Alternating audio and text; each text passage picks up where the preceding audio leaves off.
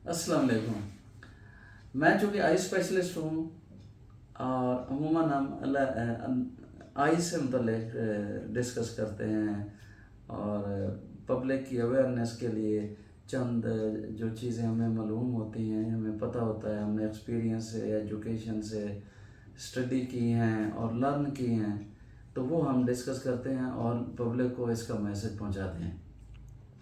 लेकिन at the same time, चूँकि मैं जिस टेरिटरी से आया हूँ और जिस इलाके से मैं आया हूँ या जिस ख़ानदान से मैं आया हूँ और जिस पेडिग्री से मैं आया हूँ, तो उसका भी मुझे काफ़ी ज़्यादा पता है अल्हम्दुलिल्लाह। मैं बेसिकली एक किसान का बेटा हूँ और मैंने अपना प्रोफेशन 180 डिग्री या 360 डिग्री पे चेंज किया है। मैं अब आई स्पेशलिस्ट हूँ, तो ये बाय डिफ़ॉल्ट मैं आई स्पेशलिस्ट हूँ।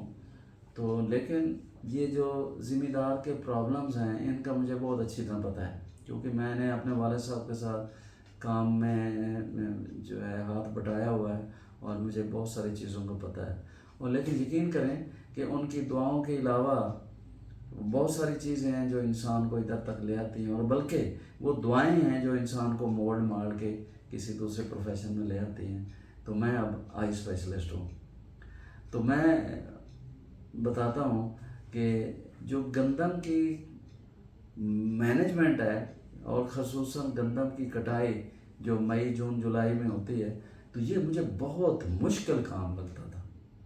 मैं कहता था कि या अल्लाह, किसी तरीके से मैं दुनिया के सारे कामों में तो शायद फिट हो सकता हूँ, ये गंदम की कटाई वाला मरहला मुझे बहुत मुश्किल लगता है।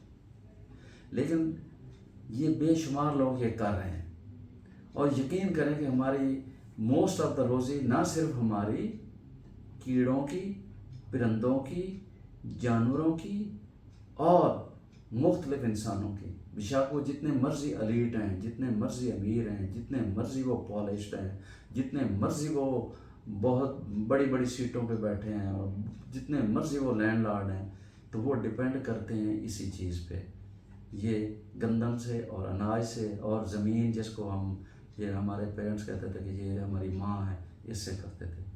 हमने ज़मीन की कदर नहीं की है। मैं आपको बताता हूँ कि गंदम के लिए क्या करना पड़ता है।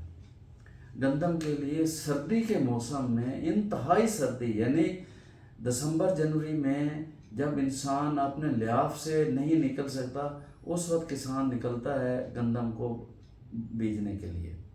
उस वक्त अगर वो ट्रैक्टर पे जाता है या बैलों के साथ जाता है, तो कितनी उस सर्दी वाला मौसम है। पहले वो उसमें पानी लगाता है और पानी भी ठंडा होता है, उसको सराब करता है, फिर वेट करता है, फिर ज़मीन की तैयारी करता है, उसमें हल चलाता है। हल चलाने के बाद जब उसकी तैयारी हो जाती है, तो फिर उसमें गंदम का बीज डालता है, और वो गंदम का बीज उसने सारा साल संभाल के रखा होता है, कीड़े मकोड़े से उसको बचाता है और संभाल के रखा होता है।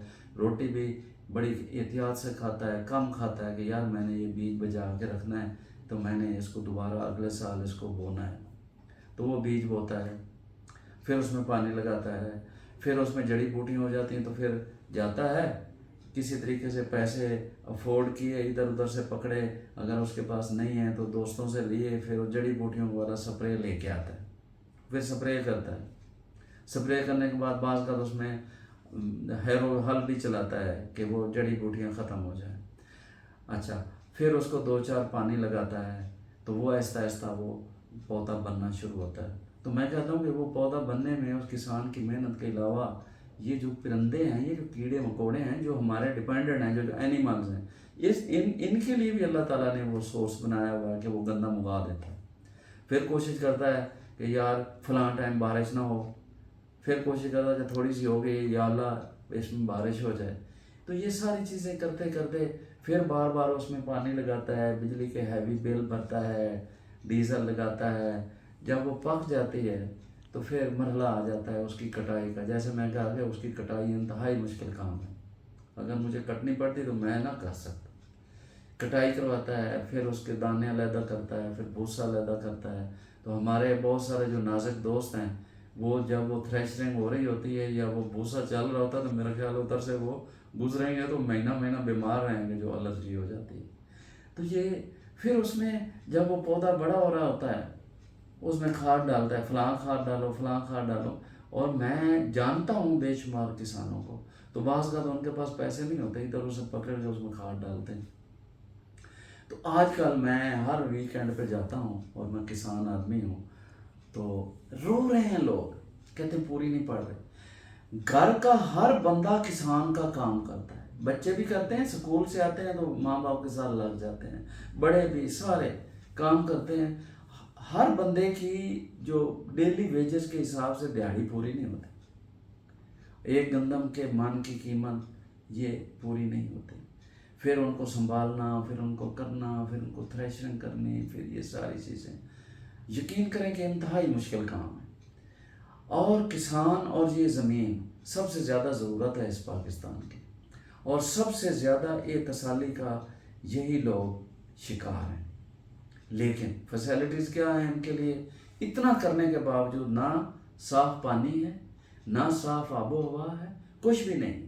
پچھلے دنوں میں چونکہ جاتا رہتا ہوں اور میں ان چیزوں کو اسٹڈی کرتا ہوں، اور میں کسی حد تک بہت پریشان ہوتا ہوں، اور مجھے ایک خوشی ہوتی ہے کہ میں ان چیزوں کو بیان کر سکتا ہوں۔ ہو سکتا ہے کہ کسی ایسے شخص تک پہنچ جائے جو اس کا مداوع کر سکے۔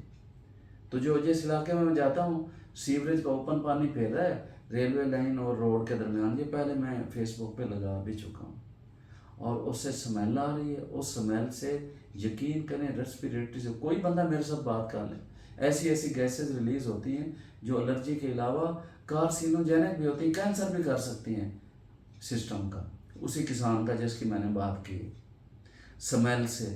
پھر اس میں جو اینیمل، جو انسیکٹ پروڈیوس ہوتے ہیں زہریلے، وہ کسی بھی انسان کو اور جانور کو کاٹ سکتے ہیں، سانپ، بچھو، یہ چیزیں اس گندے پانی میں پیدا ہوتی ہیں۔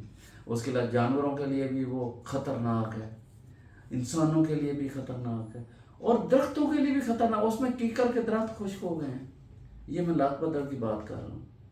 تو سب دوستوں سے میری التجا ہے کہ یہ جو لوگ پاورفل ہیں، جو لوگ ان چیزوں کا مداوع کر سکتے ہیں، سارے لوگ متحد ہو کے ہاتھ جوڑ کے، ہماری کوئی اور طاقت نہیں، ان تک یہ پہنچائیں، تاکہ ہمارے ملک کا غریب اور سب سے اہم جز کسان، اور سب سے اہم چیز زمین، جس پہ آپ موٹر وے بھی بناتے ہو، جس پہ بسیں بھی دوڑاتے ہو، گاڑیاں بھی دوڑاتے ہو، جو آپ کی قبر کے لیے بھی کام آتی ہے، ہر لحاظ سے آپ کی ماں ہے، ان دو چیزوں کی حفاظت بہت ضروری ہے۔